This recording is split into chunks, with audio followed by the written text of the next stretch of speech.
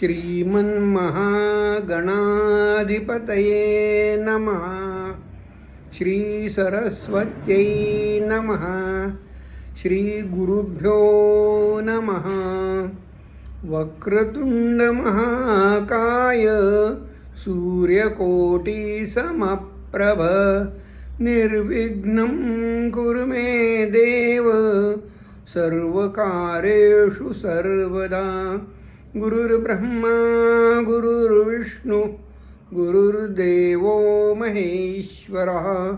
गुरु साक्षात् परब्रह्म तस्मै श्री गुरुवे नमः. श्री स्वामी समर्थ महाराज की जय. श्री स्वामी समर्थ गुरुमाऊली की जय. श्री स्वामी समर्थ.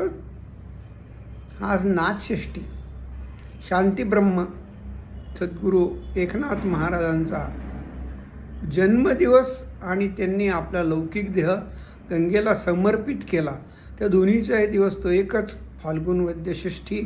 त्याला आपण नाथषष्ठी म्हणूनच नाव दिलं आहे. नाथांचं स्मरण या निमित्ताने आपण मागच्या भागात देखील केलं होतं आणि आजही करत आहोत.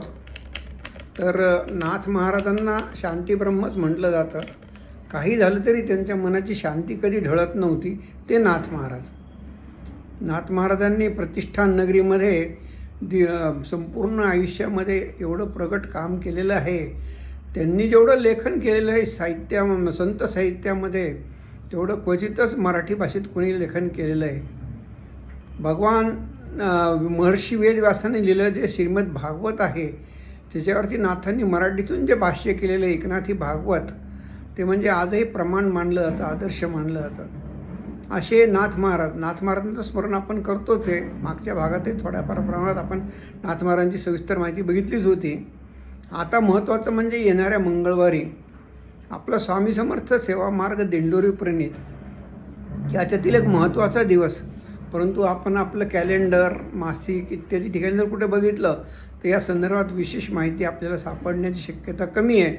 कारण की हा सेवा मार्गातील भाविक भक्त सेवेकरी हे आपल्या अंतरंगातील आनंदापोटी साजरा करत असलेला दिवस आहे. परमपूज्य गुरुमाऊलींचा अभिष्ट चिंतन दिवस. परमपूज्य गुरुमाऊली दिंडोरी निवास यांचा लौकिक नाव जे आहे ते श्रीराम खंडेराव मोरे आणि त्यांचे पिताश्री म्हणजे सद्गुरू ब्रह्मीभूत परमपूज्य मोरेदादांच्या पोटी परमपूज्य गुरुमाऊलींचा जन्म झाला. संपूर्ण कुटुंबामध्ये परंपरा ही धार्मिक भाविक आध्यात्मिक अशा स्वरूपाचीच आहे. घरामध्ये सुसंपन्नता होती पूर्वापारापासून आणि आजही आहे. अशा पार्श्वभूमीवरती गुरुमाऊलींचा दिंडोरीमध्ये मोरेदादांच्या पोटी जन्म झाला. सुरुवातीच्या काळामध्ये मोरेदादा स्वतः सेवा मार्गात जेव्हा काम बघत होते त्यावेळेस सांगता येणार नाही, परंतु मोरेदादांनी अतिशय अल्प काळामध्ये म्हणजे 1972मध्ये मोरेदादांनी जे आहे ते सेवा मार्गाचा जे दरबार होता पिठले महाराजांचा, तो पिठले महाराजांनी आपलं महानिर्वाण केल्यानंतर तो दरबार त्यांनी तिथून बेळेवाड्यातून नाशिक रेवार कारंजामधून दिंडोरीला आणला आणि मोरेदादांनी सेवा मार्गाचं काम 72मध्ये सुरू केलं. 88मध्ये अतिशय फारसं वय नसतानाही मोरेदादांनी आपला देह सोडायचं ठरवलं आणि कोणालाही न सांगता त्यांनी कृती करताना फक्त एक छोटीशी गोष्ट केली होती आणि मोठ्या व्यक्तींच्या छोट्या गोष्टीमध्ये अतिशय मोठा संदेश दडलेला असतो. त्याची प्रचिती भाविक भक्त सेवेकरांना आली. मोरेदादांनी महापरिनिर्वाण करण्यापूर्वी दरबाराची जी चाबी असते लौकिक अर्थाने, ज्या ठिकाणी आपण दिंडोरी दरबार बघतो त्याला जे कुलूप चावी वगैरे लावतं, ती चाबी त्यांनी परमपूज्य गुरुमाऊलींच्या हातात दिली. त्यावेळेस गुरुमाऊलींना लौकिक अर्थाने अण्णा म्हणून हाक मारलं जायचं. आजही परमपूज्य गुरुमाऊलींचे जे वैयक्तिक निकटवर्ती आहेत ते त्यांना अण्णा म्हणूनच ओळखतात. त्यांच्या मातोश्री त्यांना माझा अण्णा म्हणूनच ओळखत असत.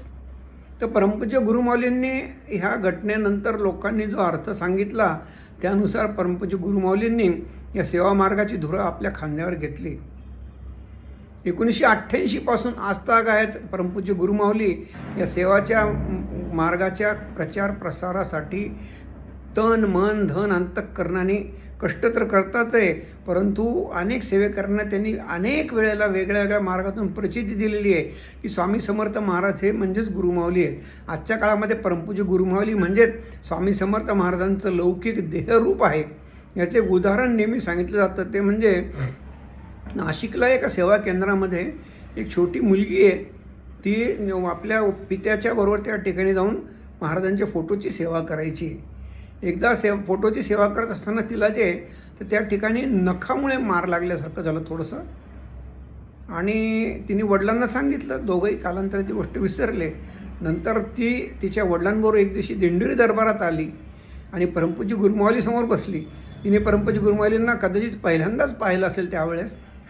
आणि आश्चर्याची गोष्ट म्हणजे थोड्याच वेळानंतर परमपूज्य गुरुमाऊली स्वतः त्या मुलीजवळ गेले आणि म्हणाले, बाळा, आता तुला नखं टोचणार नाहीत, आम्ही नखं काढून टाकली आहेत. महाराजांच्या फोटोमध्ये तिला जे नखांची जाणीव झाली, तर माऊलीने जाणीव करून दिली की महाराज म्हणजेच माऊली आहेत आणि माऊली म्हणजेच महाराज आहेत. तर परमपूज्य गुरुमाऊलींच्या नेतृत्वाखाली, मार्गदर्शनाखाली, त्यांच्या आदेशानुसार दिन दुगुनी रात चौगुनी अशा पद्धतीने या सेवा मार्गाचं कार्याचा विस्तार झालेला आहे.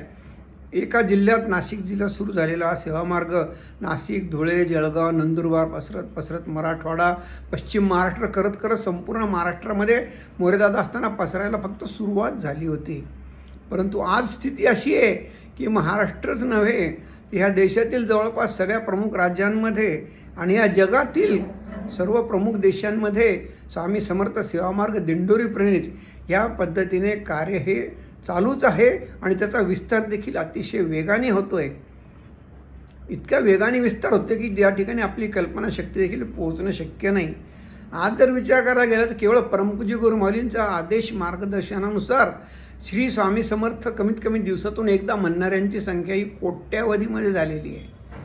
आणि गुरुमाऊलींनी अध्यात्म हे सोपं करून तर सांगितलंय, परंतु गुरुमाऊली फार मोठ्या मोठ्या गोष्टी अतिशय छोट्या छोट्या सोप्या पद्धतीने सांगतात.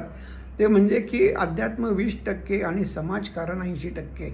परमपूज्य गुरुमाऊलींच्या दरबारामध्ये सर्वांना मुक्त आणि मुफ्त प्रवेश आहे. त्याला कुठलीही वर्गणी नाही, कुठलाही वशिला लागत नाही.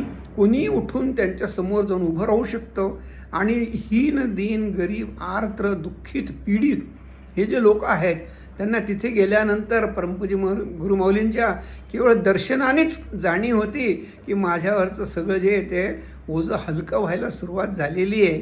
आणि ह्या प्रसन्न मुद्रेने जेव्हा गुरुमाऊली आशीर्वाद देतात तेव्हा त्या माणसाला खात्री पडते की माझ्यासमोर आलेले जे संकट आहे ते अतिशय क्षुल्लक आहे आणि परमपूज्य गुरुमाऊलींच्या आशीर्वादाने हे संकटाचं निश्चितच निवारण होणार आहे. अशी कितीतरी उदाहरणं आहेत की ज्या ठिकाणी भाविक भक्त सेवेकरांचा जीव टांगणीला लागलेला आहे किंवा जीव धोक्यात आलेला आहे. केवळ परमपूज्य गुरुमाऊलींवरती निष्ठा ठेवून दिलेल्या सेवा करणाऱ्या असंख्य भाविक भक्तांना जीवनदान मिळाल्याचे देखील अनुभव थोडे नाही आहेत. याची गिनती करायला गेलं तर ती देखील करता येणं शक्य नाही, इतके अनुभव आहेत. काही लोकांनी सांगितले आम्ही रिक्षामध्ये प्रेत घेऊन आलो होतो, परंतु जाताना तीच व्यक्ती आमच्यावर जिवंत चालत आलेली आहे. अशी देखील अनेक उदाहरणं या ठिकाणी सेवा मार्गाच्या माध्यमातून घडलेले आहेत. आणि गुरुमाऊलींना प्रत्येकाचा कळवळ आहे. एक सुंदर गोष्ट म्हणजे आपण जर दिंडोरी दरबारामध्ये जाऊन परमपूज्य गुरुमाऊलींचं अमृततुल्य हितगुज रविवार गुरुवार दर असतंच हे जर ऐकायचा प्रयत्न केला तर लक्षात काय येतं माहिती का, की अनेक सेवेकरी त्या ठिकाणी ते प्रश्न घेऊन आलेले असतात आणि सर्वांच्या प्रश्नांचं निराकरण माऊली करतात.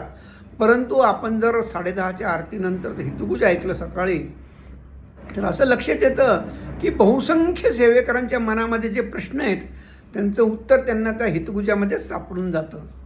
आणि मग उरतो फक्त एक उपचार. त्यांनी दिला असतो कागद भरून, तो परमपूज्य गुरुमाऊलींच्या प्रत्यक्ष समोर जातो आणि त्या कागदावरती गुरुमाऊलीने जी सेवा मान्य करून दिलेली आहे ती निष्ठेने केली तर फळं हे मिळतातच मिळतात. जेवा जो करेगा वो मेवा भरेगा, हे निश्चितच आहे. परंतु गुरुमाऊली देखील काय सांगतात की अतिशय सोपी सेवा सांगा सेवेकरांना. एक छोटंसं उदाहरण सांगतो आजच्या दिवशी, त्याचं थोडंसं महत्त्व वाटतं म्हणून, की एक माता भगिनी लहान गावातनं कॅन्सरग्रस्त होत्या आणि त्यांच्या कुटुंबातील लोक त्यांना घेऊन हे दिंडोरी दरबारात आले आणि परमपूज्य गुरुमाऊलींसमोर उभं केलं आणि सांगितलं की माऊली, या मातेला आमच्या कर्करोग आणि म्हणजेच कॅन्सर झालेला आहे माऊलींनी विचारलं यांचं शिक्षण किती झालं आहे? म्हणे यांना लिहिता वाचता येत नाही. म्हणजे साधारणपणे आपण जी सेवा सांगतो बा की लिहून काढा, जप करा किंवा पाठ करा, वाचन करा, या सगळ्या सेवा त्यांच्यासाठी बाद ठरल्या होत्या. मग माऊलींनी काय सांगितलं, तुमच्या घरात धान्य पिकतं का? म्हणे हो पिकतं. कशाची आडी? म्हणे गहू आमच्या घरामध्ये आमच्या कोठारामध्ये आहेत. म्हणे एक पोतं गहू घ्यायचे, बघा पोत्याचं तोंड सोडायचं आणि एका वेळेला एक जप करताना श्री स्वामी समर्थ म्हणायचं आणि गव्हाचा दाणा बाजूला ठेवायचा. श्री स्वामी समर्थ म्हणायचं, गव्हाचा दाणा बाजूला ठेवायचा. ज्या दिवशी पोत्यातील गहू संपूर्ण जपानी पूर्ण होतील त्या दिवशी मायमाऊलींचा कर्करोग हा गेलेला असेल असं परमपूज्य गुरुमाऊलींनी अभिवचन दिलं. आणि आश्चर्य मित्र हो की त्या मातेने अतिशय निष्ठेने केलं. आपण कल्पना करू शकत नाही की एका पोत्यामध्ये किती गव्हाचे दाणे असतील, परंतु त्या मातेला स्वामींवरती पूर्ण भरोसा होता, परमपूज्य गुरुमाऊलींवर पूर्ण विश्वास होता. तिने निष्ठेने स्वामी समर्थ जप करत राहिली आणि एक एक दाणा वेचत राहिली. आणि शेवटी असा अनुभव आला की जेव्हा त्या पोत्यातले दाणे संपले तेव्हा तिच्या अंगावरचे कर्करोगाचे सगळे नामोनिशान मिटले होते. बघा, लक्षात घ्यायची गोष्ट ही आहे की माऊली ज्याला जसं झेपेल त्याला तशी सेवा देतात आणि त्या सेवेचं फळ तर मिळतंच, परंतु सेवेच्या पलीकडे गुरुमाऊलींचे दृष्टिक्षेप, गुरुमाऊलींची कृपा याचं फार मोठं फळ या ठिकाणी मिळतं. आणि गुरुचरणाचं केवळ दर्शन घेतल्यानेच अनंत जन्मांची पापे नष्ट होतात असं वचन हे गुरुचरित्रात आणि गुरुप्रणित मार्गात अनेक ठिकाणी सांगितलं जातं आहे. अगदी तोच अनुभव आपल्याला देखील येतो की आपण जर कदाचित दिंडोरीला गेलो किंवा जिथे परमपूज्य गुरुमाऊलींचा जाहीर कार्यक्रम असेल त्या ठिकाणी गेलो तर गुरूंचे दृष्टिक्षेप आपल्यावर पडला किंवा गुरूंचं चरण आपल्याला लांबून जरी दिसलं तरी देखील आपली न होणारी कामं मार्गी लागतात. हा रोकडा अनुभव अनेकांना आला आहे, मला देखील आलेला आहे. आपल्या सर्वांना हाच अनुभव नेहमी येत राहो. आणि महत्त्वाची गोष्ट म्हणजे या मंगळवारी जेव्हा परमपूज्य गुरुमाऊलींचा प्रगट दिन आहे त्यावेळेस सगळ्या भाविक भक्त सेवेकरांनी आवर्जून परमपूज्य गुरुमाऊलींनी जो लौकिक देह धारण केला आहे त्याला उत्तम प्रकृती, त्याला दीर्घ आयुष्य, स्वास्थ्य लाभावं आणि गुरुमाऊलींचं मार्गदर्शन, गुरुमाऊलींचं आशीर्वाद आपल्या सगळ्यांना नेहमी लाभत राहावेत अशी प्रार्थना सगळ्यांनी स्वामींजवळ अवश्य करावी. आणि आपल्या मतीनुसार, आपल्या शक्तीनुसार, आपल्या भक्तीनुसार कमीत कमी श्री स्वामींचा मोठ्या प्रमाणात जप आणि इतर ज्या सेवा आपल्याला करता येणार ते शक्य आहेत त्या कराव्यात. आणि विशेष म्हणजे एक छोटीशी विनंती की कमीत कमी 11 वेळा का होईना त्या दिवशी महामृत्युंजय मंत्र जप हा परमपूज्य गुरुमाऊलींसाठी आपण सर्वांनी करावा अशी आपल्याला मी या माध्यमातून विनंती करतो. झालेली सेवा रुजू करण्यापूर्वी एक छोटीशी विनंती आहे की हे ज्ञान गुरूंचं आहे, देणारे तेच आहेत आणि करून घेणारे तेच आहेत. आपण सर्वच निमित्त मात्र आहोत. फक्त शेअर करा म्हणजे हे ज्ञान अनेक लोकांपर्यंत पोहोचण्यामध्ये आपल्याला जी खारीचा वाटा उचलता येईल. कॉमेंटमध्ये आपण श्री स्वामी समर्थ लिहा, आपल्याला एक जप केल्याचं पुण्य मिळेल. त्याला उत्तर देताना मी श्री स्वामी समर्थ लिहायचा प्रयत्न करीन. मला देखील एक वेळा जप करायचा त्या ठिकाणी फायदा मिळू शकेल. आपल्या सर्वांना ही विनंती करून वाणीला विराम देतो. श्री स्वामी समर्थ. गुरुर्ब्रह्मा गुरुर्विष्णू गुरुर्देवो महेश्वरः गुरु साक्षात परब्रह्म तस्मै श्री गुरुवे नमः. श्री स्वामी समर्थ महाराज की जय. श्री स्वामी समर्थ गुरुमाऊली की जय. श्री स्वामी समर्थ.